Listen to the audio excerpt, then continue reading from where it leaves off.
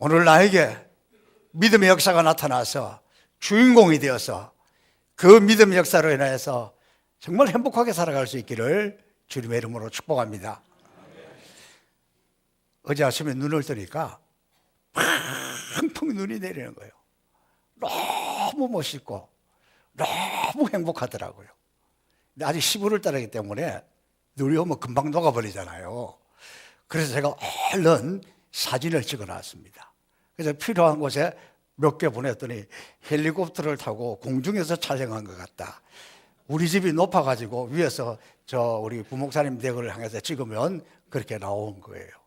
그래서 문득 이런 생각이 들더라고요. 겨울이 시작할 때, 이 겨울, 첫 겨울이 올 때 하나님은 왜 이렇게 멋있는 눈을 내리게 하실까? 문득 그런 생각이 들더라고요. 그 생각을 해보니까 이제부터 추위가 시작되지만 너무 힘들어하지 말고 좀 이 첫눈을 보면서 설렘도 있고 기대감도 있고 이번 겨울에는 하나님이 나에게 어떻게 역사하실까?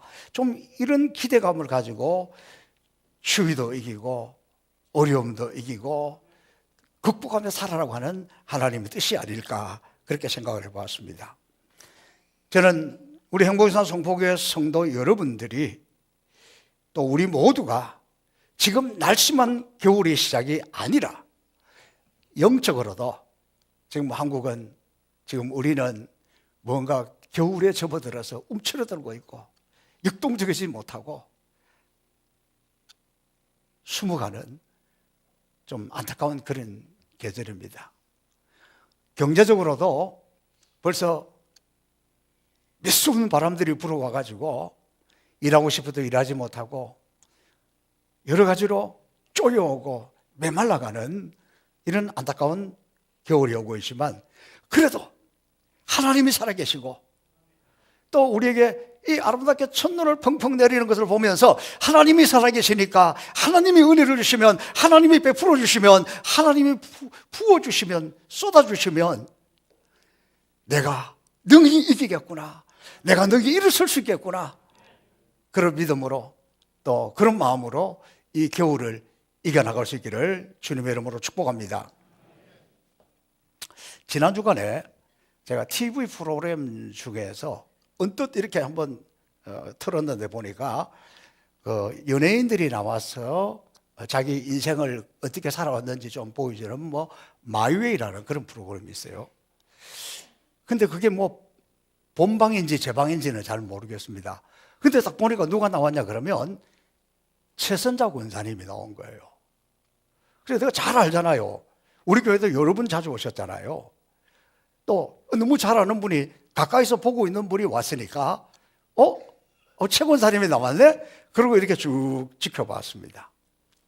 제가 지켜보면서 느낀 것은 겉으로 보기에는 화려한 배우인데 연기자인데 그리고 70대가 넘어가면서도 아직까지도 활동하는 분이지만 저분이 인생에 예수님이 없으면 못 살겠구나, 그런 것들을 제가 좀 느꼈습니다. 그분 지금 열심히 이렇게 영성훈련에도 헌신적으로 섬기고 있고 또 우리 행복교사 성포교회를 너무너무 좋아하는 분입니다. 그런데 이분이 제일 잘하는 역할이 어떤 역할인 줄 아세요? 굿하는 거, 무당, 무속인, 그 다음에 좀 뭔가 악역 이런 것들을 잘 했어요. 근데 제가 그 중에 우리가 보기에 그 사람이 무당 연기에 있어서 1인자라 그럴 때, 우리나라에서 1인자라 그럴 때는 그냥이 아니에요. 그분이 지나가면서 이렇게 이야기하더라고요. 옆에서 그런 연기를 참 잘하셨다, 그것은 대한민국에서 1인자다 그러니까 자기가 그 배역을 맡으면 그것을 잘 소화하기 위해서 그냥 한 것이 아니고 실제로 굿하는 곳 그리고 무당들을 찾아가면서 때로는 녹음을 시키기도 하고 그 이야기를 귀담아 듣기도 하고 그렇게 굉장히 자기가 노력을 했다는 거예요. 근데 더 놀라운 것은 내가 무당 연기만 끝나는 것이 아니라 그 연기를 할 때에 그 드라마 속에서 그 장면을 할 때 실제로 능력이 나타내지 않겠느냐, 이런 이야기를 하는 거예요. 얼마나 이분이 카리스마가 대단하고 집중력이 있는 분입니까? 제가 그걸 보면서 야, 역시 참 대단한 사람은 다르구나. 근데 이 사람이 예수 믿고 나서도 그렇게 믿는 거예요. 제대로 믿는 거예요. 적당히 믿는 것이 아니라 정말 제대로 예수 믿는 거예요. 그분의 모습을 이렇게 보면서 이게 TV 속에서 방송을 하는 거니까 거기서 뭐 하나님의 은혜입니다, 하나님의 축복입니다, 주님만 의지합니다 이런 말은 대한민국에서는 못해요. 대한민국은 방송에서 특히 기독교 뭐 이런 것 이야기하는 걸 아주 싫어해요. 그러면서 자기 인생을 이야기할 때 이렇게 이야기합니다. 자기 인생을 돌아보면은 칼로 딱 잘라낸 것처럼 나누어진다는 거예요. 그래서 궁금하잖아요. 근데 그 말은 이런 거죠. 내가 예수 믿기 전하고 내가 예수 믿고 난 이후에 내 인생은 완전히 달라졌다. 그런 이야기잖아요. 근데 그분의 인생을 이렇게 쭉 이야기한다 보니까 딸이 둘이 있었습니다. 그리고 늦게 아들을 하나 얻었습니다. 아들 낳았을 때 대단했대요. 막 방송국에 최선자 등남해가지고 붙여놓고 막 광고도 나오고 아주 뭐 잘 나가는 사람이니까 그렇게 아들 낳았을 때 막 그랬는데 병원에서 이제 퇴원을 해야 되는데 의사 선생님이 아기는 좀 두고 엄마만 먼저 퇴원하세요. 왜 그러세요? 그러니까 아이가 심장이 지금 좋지 않다는 거예요. 그래서 그 아이를 인큐베이터 속에 집어넣고 집으로 왔습니다. 집에 와도 사람이 사는 것 같겠어요? 얼마나 궁금하겠어요? 얼마나 간절하겠어요? 근데 시간이 지나도 나아질 기미가 보이지 않는 거예요. 그래서 이대로 그냥 보낼 수는 없다. 그리고는 이 아이를 집으로 데리고 와서 그래도 내 품에서 키우겠다. 그런 마음으로 데리고 왔습니다. 이분이 배우다 보니까 위에 딸 둘이를 키울 때는 시간이 없어서 모유를 못 줬다는 거예요. 근데 이 아들은 그래도 자기가 모유를 주려고 그렇게 애를 쓰고 그러는데 이 아이가 먹지를 못하는 거예요. 그때 그 어미의 마음이 어떻겠습니까? 그런 안타까운 마음을 가지고 늘 눈물로 이 아이를 안고 또 이렇게 집에서도 이 아이를 안고 이렇게 다니는데 이 아이가 자기 품에 안겨 있으면서 숨을 거두었다는 거예요. 생각해 보면 사람이 감당할 수 있는 고통 중에 그보다 더한 고통이 있을까? 엄마가 자기 아이를 품고 가슴에 이렇게 안고 그렇게 안고 있을 때 숨이 떨어졌다는 거예요. 그것뿐만이 아니라 자기 남편도 유명한 극작가였는데 이분이 그 병에 들어가지고 한 8, 9년 동안 이렇게 병상에 누워 있었다는 거예요. 그 병상에 누워 있으니까 그 자체도 또 이분을 뭐 어떻게 케어하는 것도 너무 힘들잖아요. 그런데 자기가 열심히 이제 가장에 대해서 먹여 살리고 이래야 되는데 집에 오면 막 남편이 짜증을 낸다는 거예요. 그 누워가지고. 그러니까 자기는 더 화가 나는 거지. 근데 이해도 되죠. 그 남편은 자기만 오기를 기다리고 있었으니까. 그러니까 한 8년, 9년 동안 있으면서 재산 다 날려먹고 뭐 52인지 53인지 그때 죽었다는 거예요. 그러면서 이분이 하는 이야기는 내 인생은 다 칼로 나르듯이 완전히 달라진 인생인데 제가 해석을 하면 나는 하나님 없이는 살 수 없고 나는 예수님 없이는 살 수 있고 내가 예수님을 만나고 난 이후 내 인생은 완전히 달라졌다. 그래서 그분은 열심히 헌신하고 열심히 충성하고 지금도 우리가 영성훈련을 가보면요 할 때마다 한두 번이 아니에요.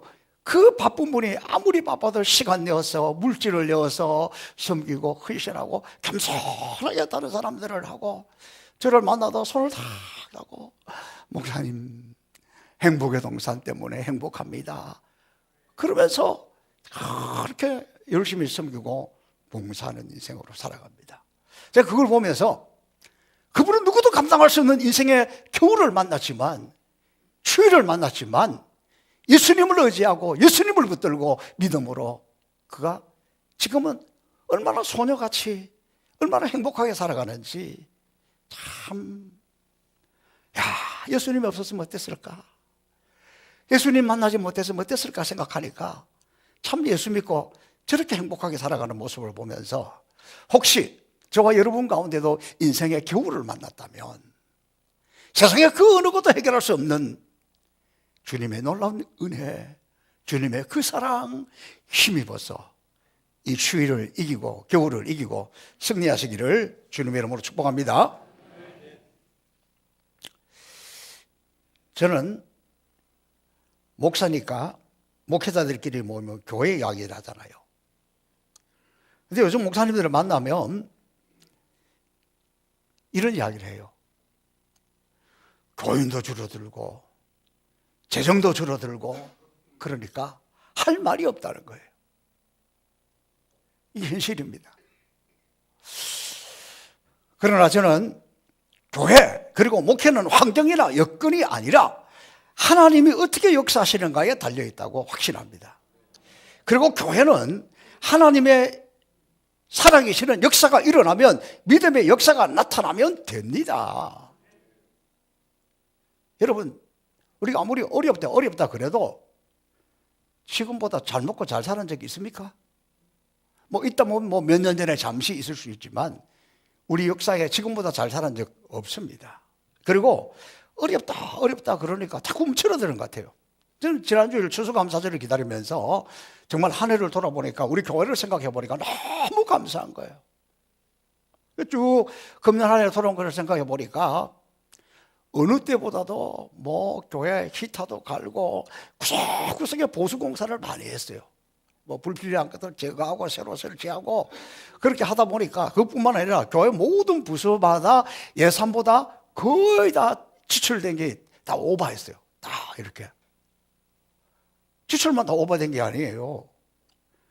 물론 추수감사절뿐만 아니라 모든 절기도 보니까 우리가 예산보다도 다 헌금을 더 많이 했더라고.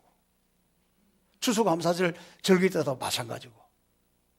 무슨 이야기냐 그러면 아무리 어렵다 그래도 지출도 많이 하고 수입도 많고 무슨 이야기입니까? 교회가 어려운 가운데서도 역동성이 있다. 교회가 살아서 움직인다. 이건 저는 이게 하나님 역사라고 믿습니다. 그러면서 지금 제가 무슨 기도를 하고 있냐 그러면 하나님께서 우리 행복에서 송포교회를 통해서 부어주신 은혜가 너무 큽니다. 믿음의 역사도 나타나게 하시고 여러모로 하나님께서 우리를 축복하고 계시는데 이제는 이 축복이 우리 교회를 향해서 부으시는 이 축복이 우리 성도들 가정으로, 우리 성도들 사업장으로, 우리 성도들 자녀에게 흘러가서 이것이 우리 교회를 통해서 부으시는 그 축복이 구체적으로 우리 성도들의 삶 속으로 흘러가도록 주님 축복해 주옵소서. 우리 교회를 축복해 주신 하나님께서, 풍성하게 부으신 하나님께서 여러분의 사업, 직장, 가정도 더 풍성하게 부어주시기를 주님의 이름으로 축복합니다. 오늘 이 본문의 말씀을 보면 그 첫 번째 드라마를 치자, 영화를 치자 어떤 장면이 등장하냐 그러면 회당에 안식일에 예수님이 갔습니다. 예수님이 가운데 서 있고 말씀을 전하고 사람들이 쫙 이렇게 모여들었을 거 아니에요. 그런데 이 카메라 초점을 어디에 맞추고 있냐 그러면 그 가운데 막 눈에 불이 나가지고 이렇게 예수님을 보고 있는 장면이 지금 나와요. 이 사람 누구냐 그러면 당시에 잘 나가던 사람들입니다. 율법학자들, 바리새인들. 그 당시에 나름대로 굉장히 잘 믿는다는 사람이고 지도자들인데 이 사람들이 막 눈에 물을 켜고 지금 보고 있어요. 왜? 예수님에게 무슨 꼬투리를 잡으려고, 예수님에게 무슨 고소할 거리를 찾으려고, 그냥 아무 생각 없이 있을 때는 그냥 졸고 뭐 그냥 딴 생각하고 집중이 안 되지만 이 사람들은 꼬투리를 잡으려고 할 때, 누군가를 비난하고 하려고 할 때는 인간이 얼마나 집중력이 생기는지 몰라요. 그래서 이 장면은 예수님에게 뭐 꼬투리 잡으려고 막 눈이 바짝바짝 해가지고 불을 켜고 있는 요 장면이 지금 딱 등장하고 있어요. 야, 여러분, 이거 무서운 거예요. 차라리 그거보다는 조는 게 앞에 있는 사람은 덜 부담스러워. 요 꼬투리 잡으려고, 요렇게 은혜 받으려고 하는 것이 아니라 꼬투리 잡으려고 그런 것이 얼마나 힘들겠어요. 어느 유태인 가정에 재밌는 일이 있었습니다. 딸이 셋이 있었는데 이 딸 셋 다 문제가 있는 거예요. 큰 딸은 너무 게으른 거야. 세상에 그렇게 게으를 수가 없어. 두 번째 딸은 도벽이 있는 거야. 어디 가면 물건을 자꾸 남의 걸 집어오는 거예요. 그래서 세 번째 딸은 흠이 뭐냐? 틈만 있으면 남을 비난하고 헐뜯고 그냥 막 이렇게 그러는 거예요. 그러니까 이 아버지가 이 딸들을 교육을 시키려고 해도 이게 어려워요.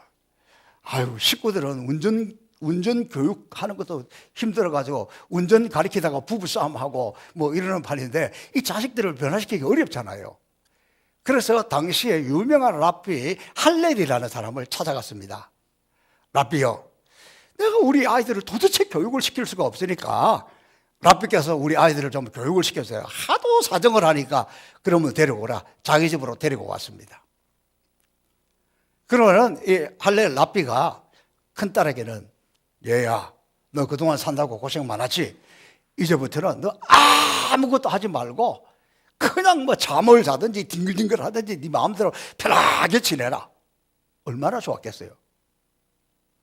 둘째 딸에게는, 내가 우리 지역에서 참 신망이 있는 사람이기 때문에 내가 다 우리 동네 사람들한테 이야기해 놓을 테니까 이제부터 너 다니면서 너 필요한 거면 네 가지고 싶은 거 네 마음대로 가져가라. 네 마음대로 집어와도 너한테 아무도 이야기 안 할 거야.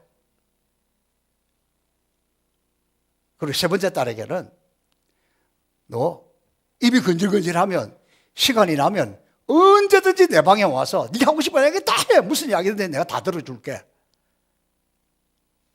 1년이 지났습니다. 아버지가 딸들을 보러 갔습니다. 그랬더니 큰딸이 다과를 준비해가지고 얼른 아버지 앞에 와서 다 퉁성스럽게 해서 갖다 바치는 거예요. 그러면서 이렇게 이야기합니다. 아버지, 아무 일 없이 그냥 하루 종일 놀고 아무 일 없이 뒹글뒹글 하는 게 나 이렇게 지옥이고 이렇게 고역인 줄 몰랐다고. 그냥 아무것도 안 하고 노는 게 그렇게 힘들더라는 거예요. 고쳐졌죠? 두 번째, 도벽 있는 딸. 아버지, 내가 가지고 싶은 거 여기 이렇게 가져와 보니까 역시 물건이라는 것은 돈을 주고 흥정도 하고, 그리고 돈을 주고 가져와야 그게 내 것이고 그게 제대로 하는 것이지, 그냥 가져오니까 이게 재미가 없다고.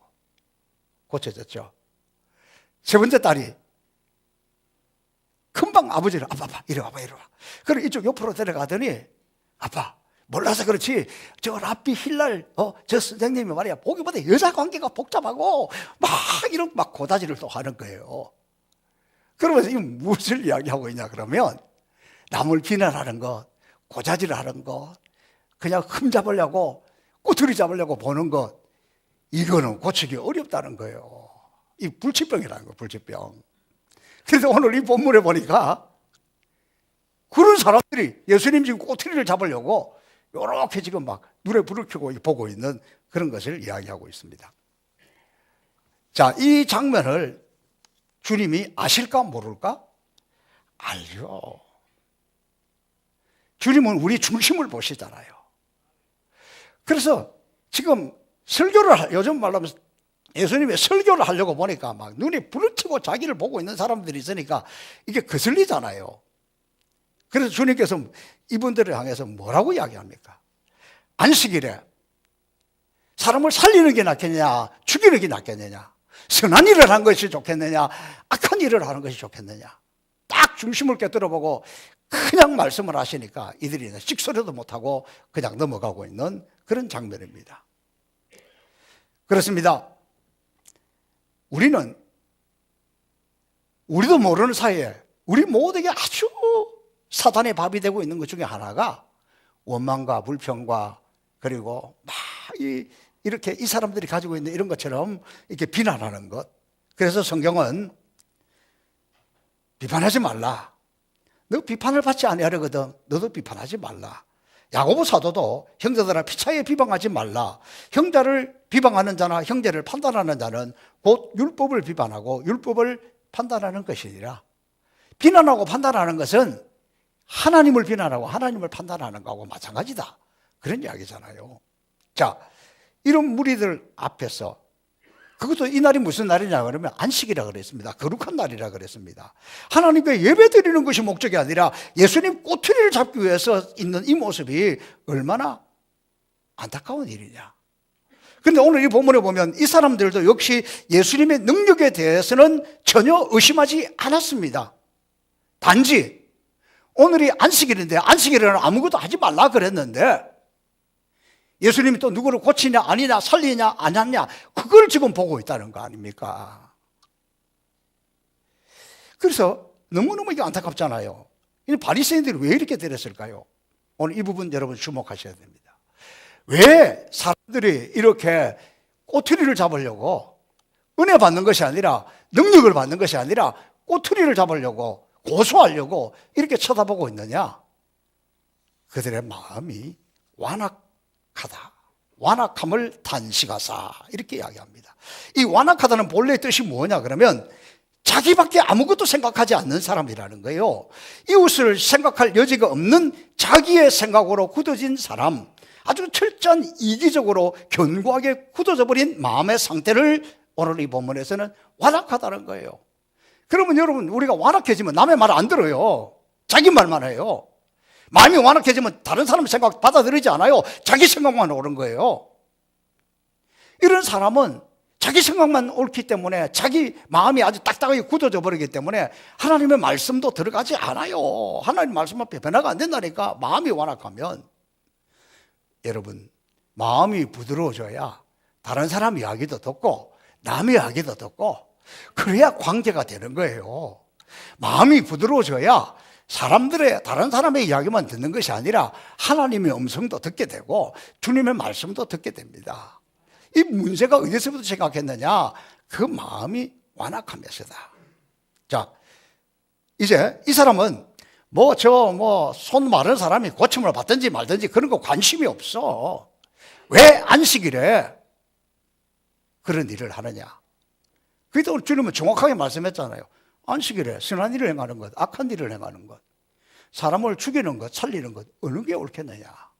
그러면서 그들에게 안식일에 선한 일을 해야 되는 것, 좋은 일을 해야 되는 것은 누구든지 해야 되는 것이라 그러면서 말씀해 주고 있습니다. 자, 그 다음에 오늘 이 손 마른 사람이 누구냐? 이 사람이 안식일에 회당에 왔다는 것은 이 사람은 사람들에게 나서기 싫은 사람이에요. 왜? 자기가 손이 말라서 손을 못 쓰는 사람이니까 늘 감추고 싶은 사람이에요. 그런데 그럼에도 불구하고 안식일에 회당에 왔다는 것, 예수님 앞에 왔다는 것은 기대감이 있기 때문에 그래요. 내가 사람들 앞에 나서기 너무 싫지만 그래도 내가 예수님 앞에 가면, 내가 예수님 앞에 서면 예수님이 나에게 무슨 역사를 행하지 않겠는가, 무슨 기적을 행하지 않겠는가, 살려주지 않겠는가, 이런 기대감을 가지고 왔다는 거예요. 이런 기대감이 있을 때 역사가 일어납니다. 인생의 겨울을 만날 때 그런 기대감이 있으면 산다고 말씀드린 것처럼 오늘 여러분이 이 예배를 드리고 오면서 믿음의 시간 7번째인데 하나님 내가 오늘은 주인공입니다. 정말 그런 기대감을 가지고 왔습니까? 오늘 나에게 하나님 오늘 7번째니까 완전선해요. 오늘 나에게 완전히 역사가 일어나겠습니다. 주여 내가 믿습니다. 그런 마음으로 왔습니까? 그런 마음이 있어야 역사가 일어난다는 거예요. 자, 손 마른 사람을 살펴보면 누가복음에는 오른손이 마른 환자라 그렇게 이야기하고 있습니다. 그리고 이 헬라어 성경에 말랐다라는 단어는 완료형 분사로 쓰여진다. 이게 무슨 말이냐 그러면 이것은 이 사람이 나면서부터 손 마른 사람이 아니라 어떤 병이나 어떤 사고로 인해서 손이 말랐다. 그러니까 태어날 때부터 말란 것보다 잘 쓰던 사람이 병이나 사고로 인해서 못 쓰게 될 때는 더 힘든 거잖아요. 더 고통스럽잖아요. 그걸 지금 설명을 하고 있습니다. 그러니까 이 환자가 단지 손만 나는 것이 아니고 이 사람의 직업이 당시에 돌을 깨가지고 뭘 만드는 석공이었다는 거예요. 그러니까 이 사람이 손이 마르니까 일을 못하게 되고 손만 마른 것이 아니라 경제도 말라버렸고 관계도 말라버렸고 모든 것이 비틀어져 버리고 말라진 그런 상황이라는 겁니다. 자, 이 사람을 향해서 주님께서 이렇게 말씀하십니다. 이분에게 이렇게 이야기합니다. 그 사람들이 다 모여있는 그 가운데 겨우 숨어있는 듯이 있는데 한가운데 일어서라. 그 사람들을 다 보는 데서 너 일어서라는 거예요. 지금 많은 사람들이 예수님을 어떻게 하기 위해서, 고소하기 위해서 눈에 불을 켜고 보고 있는데 다 보고 있는 그때 일어서라는 거예요. 그러면 가령 예를 들어서 예수님이 기적을 행했다 치더라도 예수님에게만 해코지를 하는 것이 아니라 이 사람도 해코지 당할 가능성이 많아요. 그런데 예수님께서 예수님의 능력이 말씀 안 해도 그냥 마음으로, 눈빛으로, 그리고 거기서는 몰랐는데 나가면 고치고 이런 역사들도 많잖아요. 그래서 주님이 그 가운데 일어서라고 하는 거예요. 일어서는 데는 용기가 필요합니다. 자신의 이 마른 손을 아무에게도 보여주고 싶지 않지만 그래도 먼저 주님은 네 손이 말랐다. 네가 이 사람들에게서 너의 모습을 보여라. 내가 기적을 행할 테니 일어서라. 그럴 때 일어서고 순종하는 모습을 볼 수 있습니다. 우리는 지금 계속해서 믿음의 시리즈를 또 주님의 치유에 관해서 주일마다 말씀하고 있는데 그냥 지나치지 말고 여러분의 구체적인 연약함을 주님 앞에 내어놓고 정말 주님 앞에 일어서기를 바랍니다. 오늘 구호처럼 주님, 오늘은 정말 내 차례입니다. 나에게 믿음의 역사가 일어나게 해주세요. 사람 눈치 보는 것이 아니라 하나님 앞에 일어설 때 역사가 나타날 줄로 믿습니다. 그리고 이 손 많은 사람에게 내 손을 내밀라. 일어서라. 일어서니까 다 쳐다보잖아요. 다 쳐다보는데 그 가운데 너 그 병든 손, 마른 손을 내밀어라. 여러분, 이게 성경에 나온 이야기니까 그렇지 쉬운 일이 아니에요. 왜냐하면 이 사람은 그 손이 마르고 난 다음부터는 아무에게도 그 손을 보여주지 않았을 거예요. 제 신학교 동기 목사님 중에 고등학교를 졸업하고 안산에 있는 공장에 취직을 해서 일을 하다가 그만 이 손가락이 절단이 됐는데 몇 개가 절단이 됐는지 저는 모릅니다.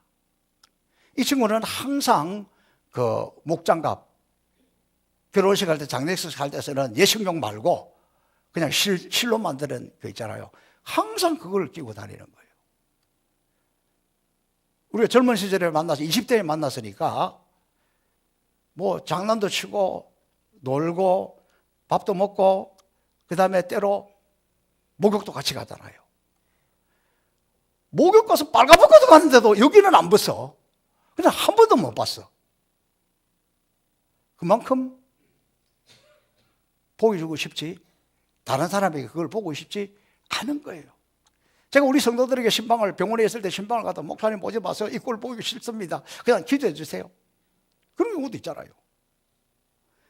그런데 오늘 주님은 손을 내밀라고 하는 거예요. 자존심이 상한다고 기분 나쁘다고 손을 내밀지 않았으면 어떻게 되겠습니까?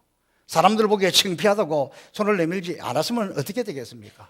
주님이 손을 내밀으라 그럴 때 그냥 고쳐주시지 뭘 그렇게 하시냐고 그러면서 안 내밀었으면 어떻게 되겠습니까?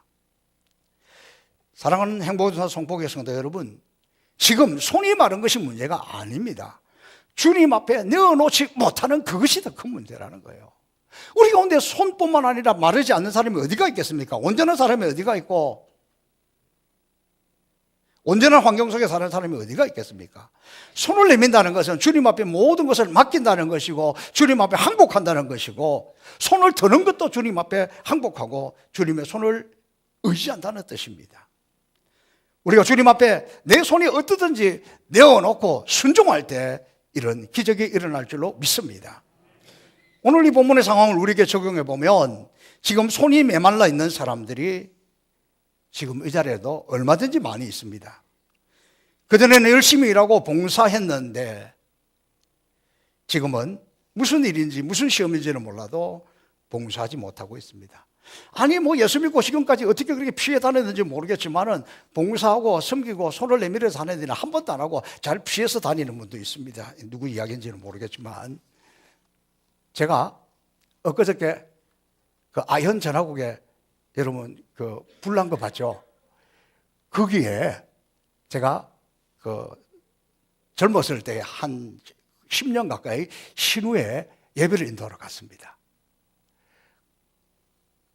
그런데 이렇게 있다 보면 그 전화국에 국장이 누구냐에 따라서 신우회가 많이 모이기도 하고 적게 모이기도 해요. 제가 그때 서울 영락교에서 사역할 때입니다. 그런데 어느 날 딱 보니까 헌금위원으로 나왔는데 이 많이 보던 사람이야. 가만 보니까 이분이 그 전화국의 국장인 거예요. 집사님이야. 그래요. 집사님, 우리 신우회도 한 번도 안 오고 그러시더니, 우리 교회 집사님이셨네요. 그러니까 이분이 하는 말이 뭔지 아세요?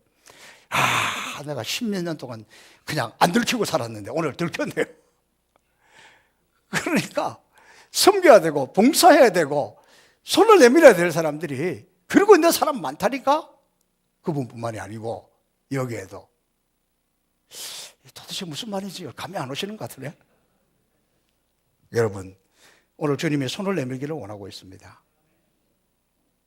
저는 우리 행복에서 송포교회 참으로 귀한 손들이 많습니다. 우리 교회는 건물이 6동이나 되어도 사무실을 지키는 사람도, 운전하는 사람도, 청소하는 사람도, 유급 직원이 하나도 없습니다. 무급 직원들만 있습니다. 봉사자들만 있습니다. 그래도 교회 오면 언제든지 깨끗합니다. 매 새벽마다 청소하시는 분, 그리고 온갖 쓰레기 다 갖다 버리시는 분, 이름 없이 빚도 없이 그냥 매일 출근하시는 분, 이런 분들 때문에 오늘 왔습니다. 제가 어제 토요일이라서 주일을 준비하는 날이라고 우리 성도들이, 제가 어제 교회에 있는 동안에만 보신 분들입니다. 주방에 오늘 식당 준비한다고 권사님 두 분이 와서 막 열심히 준비하고 있습니다. 눈이 왔으니까 눈 치우려고 우리 원로 장로님 이재칠 집사님 눈 치우러 올라왔습니다. 그 다음에 꽃꽂이 한다고 두 분 왔습니다. 또 이 성탄 추리한다고 또 왔습니다. 그리고 일부 찬양단 준비한다고 또 왔습니다. 그리고 오다 보니까 여기에서 막 또 밀대 우리 이제 청소하고 있는 분 계십니다. 야, 구석구석에 주일을 준비한다고 그런 손길 때문에, 그런 섬김 때문에 우리가 살아있는 거예요. 너무너무 귀한 손이죠.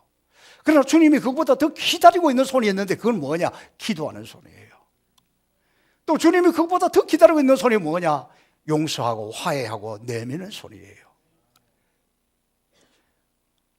사랑하는 성도 여러분, 오늘 우리는 겉은 멀쩡한 것 같아도 우리 손이 말라 있습니다.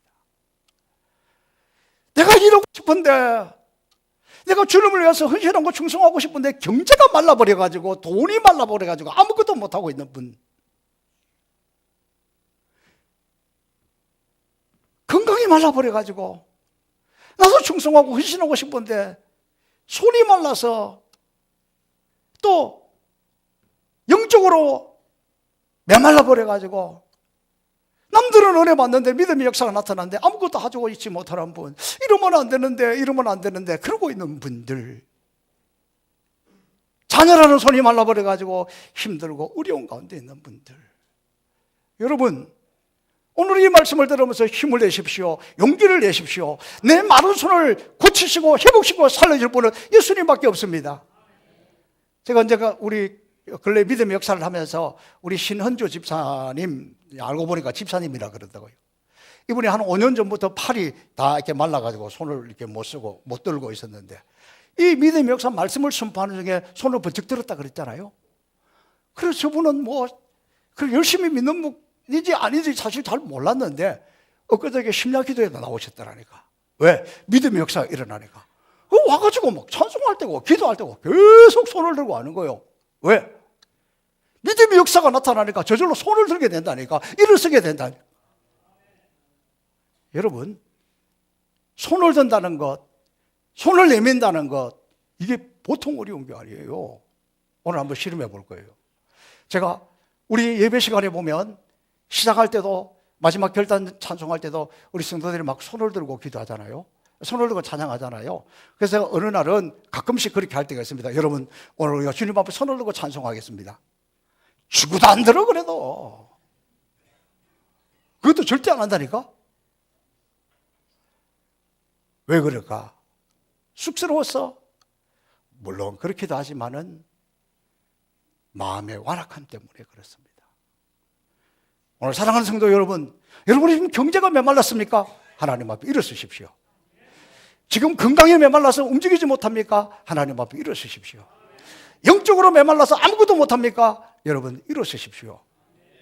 자녀들 때문에 지금 내가 옴짝달싹 못하고 기도 못 펴고 살아가고 있습니까?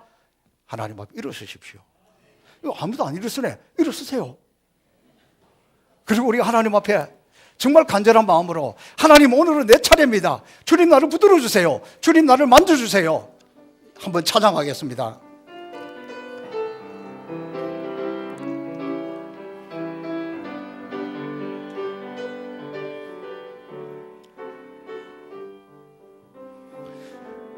주님여, 이 손을 꼭 잡고 가소서.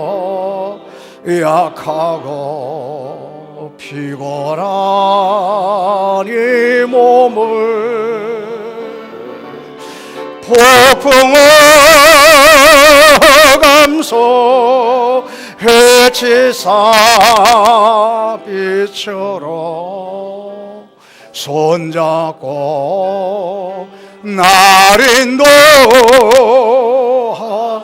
주님여, 이 손을, 주님여, 이 손을 꼭 잡고 가소서. 약하고 피곤하니 폭풍우 감속, 폭풍우 감속 해치사 빛처럼 손잡고 날 인도하. 인생이 힘들고 고난이 겹칠 때, 인생이 힘들고 고난이, 오 주님 도와주소서. 주님여, 날 도와 주소서. 외치는 이 소리, 외치는 이 소리 귀에 우리시사. 손들고 날 인도. 인생이 힘들고 고난이 겹칠 때, 인생이 힘들고 고난이 겹칠 때, 주님여, 날 도와주소서.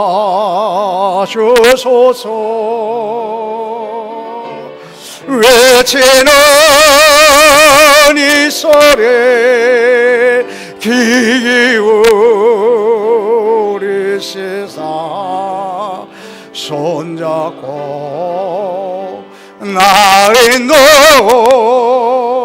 인도하소서. 살아계신 아버지 하나님, 우리 인생에 어찌할 수 없어 주님 앞에 일어섰습니다. 주님 앞에 손을 내밉니다. 주님, 우리를 붙들어 주세요. 주님, 우리를 살려주세요. 주님, 우리를 고쳐주세요. 주님, 우리를 회복시켜 주세요. 경제가 메마르고 건강이 메마르고 영적으로 메말라 옴짝달싹할 수 없습니다. 주여, 이 시간 믿음의 역사가 나타나서 병마가 떠나가게 하시고, 환경이 변화되게 하시고, 재정에 기름을 부어주시고, 재물을 능력을 허락하여 주옵시고, 가정을 회복시켜 주옵소서. 주 예수 그리스도의 은혜와 하나님 아버지의 크신 사랑과 성령의 감화 감동 교통하심이 주님 앞에 일어서서 손을 내민 사랑하는 주의 백성들 위해, 저들의 가정과 자녀와 생업과 나아가는 모든 발걸음 위에, 그리고 우리의 사랑하는 조국 대한민국 위에 영원히 함께 하시기를 축원하옵나이다. 아멘.